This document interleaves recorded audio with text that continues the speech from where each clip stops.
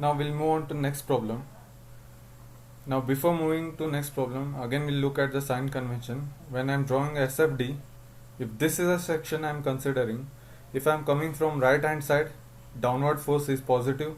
If I'm coming from left hand side, upward force is positive. And if I'm drawing BMD, if the moment is trying to lift the beam either from right side or from left side, if it is lifting the beam upward, then I'll take it as positive. If the moment is trying to bend the beam in downward direction, I'll take it as negative. Now look at the question. The question says like this: draw shear force and bending moment diagram for the following loaded beam. Also calculate the maximum bending moment. I need to plot shear force diagram, I need to plot bending moment diagram, and I need to calculate maximum bending moment. We all know that bending moment is maximum at a point where shear force is 0. Here after plotting SFD, I am getting at this point shear force as 0. So obviously maximum bending moment will be at this point.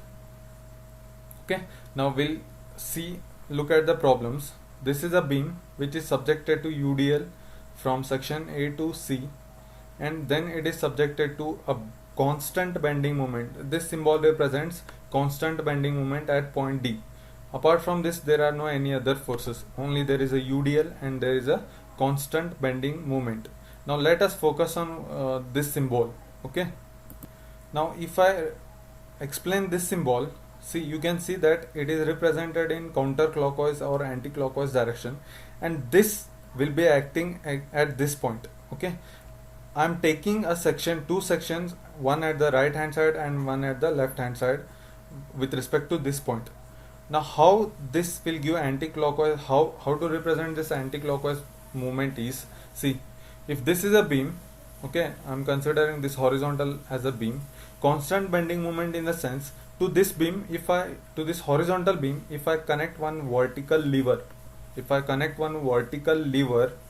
and if I apply force to this lever in the left hand side at the top section and in the right hand side in the bottom section, then this lever, these forces will form a couple.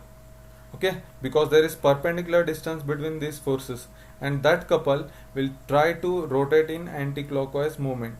Okay, this arrangement is represented in the form of constant bending moment, showing it in the form of semicircle like this. Okay, this is the actual arrangement, but in short it is shown like a semicircle. If you can have either anti-clockwise movement or you can have clockwise also. If this force I move it to right side and this to left side, then I'll get clockwise movement. But here you can see this force, it will move in anti-clockwise direction here like this, and this force also in anti-clockwise movement. Okay, this force into perpendicular distance is represented by this symbol, and that value he has given it as 15 kilonewton per meter. Now again, for plotting SFD and BMD, what I'm going to do is, wherever there are forces, I'm going to draw a vertical lines. There is a force here, support here, because of that I'm having a reaction RA, so I'll draw a vertical line here, and then UDL is there at up to this point C, so I'm drawing a vertical line here, and at point D there is a moment, I'm drawing a vertical line here, and at point B there is a support, that means there is a reaction RB here, so I'm going to draw a vertical line here. First thing again we need to do here is calculate reaction forces. Since there are two supports here, those are simply supported beam, so I'm going to find the reaction RA and RB. For that again I'm going to use two static equilibrium equation, that is summation of Fy equal to 0. Upward forces will take positive and downward forces will take negative. Upward forces are RA and RB, so I'm writing it as plus RA and plus RB. Remember that this movement will not give me any shear force, it will give me only bending moment. That is why it is called as constant bending moment, or also called as pure bending moment. Okay, this will not give me any shear force or force in downward direction. There is only one force, that is UDL. How to convert this UDL into point load? This UDL is having a load intensity of 10 kilonewton per meter. Multiply this load intensity with the distance on which the UDL is acting. It is acting at a distance of 5 meter. So 10 into 5 will give me 50 kilonewton, and that 50 kilonewton will be acting exactly at the center. That means from here the distance will be 2.5. So the load in downward direction is 50. and downward in the sense minus. So plus RA plus RB, and minus when I take it to the right hand, sorry, minus, here it is not equal to, it is no, I have taken it as equal to. Actually it should be minus 10 into 5 equal to 0.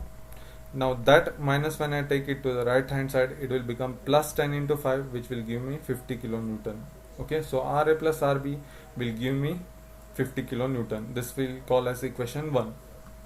The next thing is, take summation of moment about point A equal to 0.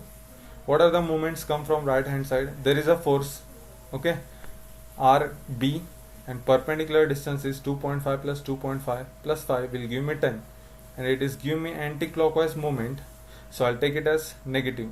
So minus RB into 10, here I've written it as minus RB into 10. Then there is moment, this is nothing but moment itself, so I'm going to take this moment also. This is anti-clockwise, anti-clockwise in the sense minus, value is minus 50, so I'm going to take here a minus 50. Then because of this UDL, after converting it into point load, 10 into 5, that is 50, acting exactly at the center, so perpendicular distance is 2.5, and since it is downward, this downward will give me clockwise moment with respect to A. So plus 50, that is load, into 2.5 CL, plus 50 into 2.5. How did I get 50? That is 10 into 5, 10 into 5. So minus RB into 10, I'll take it right side, so it will become plus RB into 10 is equal to, after adding this, I'll get 110. From here I'll get RB as 11 kilonewton. Put this value in equation 1, so RA I'll get it as 50 minus 11. 50 minus 11 will give me 39 kilonewton. So value of RA is 39 kilonewton.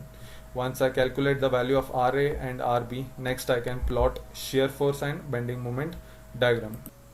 For plotting SFD, again I am going to consider two sections at all the points of the forces. Okay, here left there is right section, left section, right section, left section, and right and left at all the points where the force is acting. Come from this section for SFD, come from right side. For this section there is no force at the right hand side, so at this section the force is 0. But before that, first draw a horizontal line which represents 0 shear force line. So at this section shear force is 0. Now come to this section, come from right side, there is one force, that is 11 kilonewton. At the right side it is acting upward, so it will be negative. So the force, shear force, will be minus 11, so I'm taking it in downward direction. From this section to this section, if you move, there is no any shear force in between, so I'm taking the straight line from this end to this end. Come to this end also, there is again no any additional shear force. Again from this section to this section, there is no any shear force. There is bending moment, but there is no shear force. So from this point to this point, the shear force will be constant. Okay, from this section or this section. Now after this section, when I consider this section, okay, if I consider this section, there is one more force which is introduced, that is UDL. Now this UDL, when I convert it into point load, it will become 10 into 5, that is 50 kilonewton, acting in downward direction. With respect to this section, downward direction 50, in the sense it is positive, because in right hand side downward direction 50 is positive. I was having minus 11, minus 11 plus 50 will give me plus 39. Okay, minus 11 I was already having up to this section, and when I take this section, I'm getting plus 50 minus 11 will give me 39. How to join this point and this point? Using a slanted straight curve. Okay, I cannot take it up and then draw like this because it is UDL. So I'm joining minus 11 to 39 using straight line for UDL. Then as soon as I move from this section to this section, there is one more force introduced having a value of 39 kilonewton. Okay, I was already having plus 39, but this, if you look at this from right hand side, it is moving upward, that means it is minus 39. Already I was having plus 39, minus 39 will give me 0 value, so I am coming back to 0. This is about shear force. Now in this shear force, if you look at this section, okay, if you look at this section is subjected to zero shear force, so it will be again subjected to maximum bending moment, maximum positive bending moment. Okay, we'll talk about that later. First we'll draw bending moment diagram. Okay, for drawing bending moment diagram, okay, now first thing you need to do is draw a zero. This here you can see a zero horizontal bending moment curve. Okay, on this curve the bending moment will be zero. Start from this point. For drawing bending moment diagram, only consider one section, no need to consider both the section. Okay, if I come from right, if I consider this section, there is a force but perpendicular distance is zero, so at this point the value of bending moment is zero. Now here we need to consider two sections. Remember this point, this is very important. Whenever there is a constant bending moment, when you are drawing bending moment diagram, consider both the sections. If there is no constant bending moment, you can consider only one section. Here I have considered only one section. Here also I can consider only one section, either right section or left section. Here also I can consider only one section, either right or left. But whenever there is a constant bending moment, you need to compulsorily consider both the sections. Okay, because now you'll understand why. First consider this section. Okay, when I consider this section, when I'm coming from the right side, there is only one force, that is 11 kilonewton, and perpendicular distance is 2.5. Look at the way it is bending the beam. With respect to this section, beam will bend upward like this, so we'll take it as positive. So plus 11 into 2.5 will give me 27.5. Okay, so from 0 to 27.5, since it is a point load, I am joining it with straight line. Alright, once I join here, once this section is over, now consider this section. Now, like I said, bending moment is acting at this point. When I consider this section, when I am coming from right side, this point is not available in the right side. But when I consider this section, and when I consider all the bending moments from the right side, then this point can be considered. So what happens is, look at this, when I come from right side, there is a force 11 into perpendicular distance is 2.5. Since it is bending the beam upward, so it is plus 11 into 2.5. Now look at this curve. What it will do is, it is acting anti-clockwise in anti-clockwise direction. How it will bend the beam in anti-clockwise when it is acting in anti-clockwise direction is, we'll go through the, to understand how this anti-clockwise bending moment will bend the beam. Look at this diagram. It is just like this lever, and I am applying a force here and here. Okay, I am coming from right side. So look at only right side. When I am applying anti-clockwise bending moment here like this, okay, it will twist the beam in upward direction in right side. Okay, when I am putting a force here and force here on this lever will bend like this somewhat. Okay, it will bend to the left side. When it is trying to bend in left side, that is anti-clockwise, the beam here will move up. It will try to move up in the sense from right side. When the bending moment is bending the beam upward, then we need to take it as positive. So anti-clockwise we need to take it as positive. So there was already plus 27.5 because of this force. Now I am getting 11 into 2.5, that is 27.5. Again this anti-clockwise I need to take it as positive. 27.5 plus 15 will give me 42.5, and both I need to consider in this section only. First I was having 27.5 at this section, and here in this section I am having 42.5. So both are represented in one line itself, vertical line. So from 27.5 I am moving to 42.5. That is why we need to consider both the sections when there is constant bending moment. Now moving from this section to this section, here you can consider one section itself, either this section or this section. If I consider this section, come from right side, again there are only two forces. One is this one, that is 11 into perpendicular distance is 5, so it is 55. It will bend the beam like this upward, so plus 55. And this anti-clockwise, like I said, we need to take it as positive. Plus 55 plus 15 will give me 70. Okay, since only point loads are there up till this section, so I'm joining it with straight line. Now when I move from this end to this end, there is a UDL, so I need to join from this point, from point C to point A. I need to join using a curve, okay, parabolic curve, because it is a UDL. I cannot join using a straight line like this. I cannot join using a straight line. I need to join a curve. Now whether to take this curve upward or downward, see, if the shear force is 0 at this section, that means bending moment will be maximum at this section. So obviously I need to take the curve upward, because it will be maximum here. After calculation I'll get it as 76.05. We'll look at the calculation afterwards, but I need to join the curve like this. Now after this section I need to consider this section. Consider any section from this point, okay, but don't come from right hand side, because number of forces we need to consider if I come from right side. If I come from left side, see, if I consider this section, come from left side, there is only one force, but perpendicular distance is 0. So at this point, point A, the bending moment is 0. So join this point and this point, but don't join using straight line, join using curve, and make the curve maximum at this point, because shear force is 0 at this point, and this point, at this point bending moment will be maximum.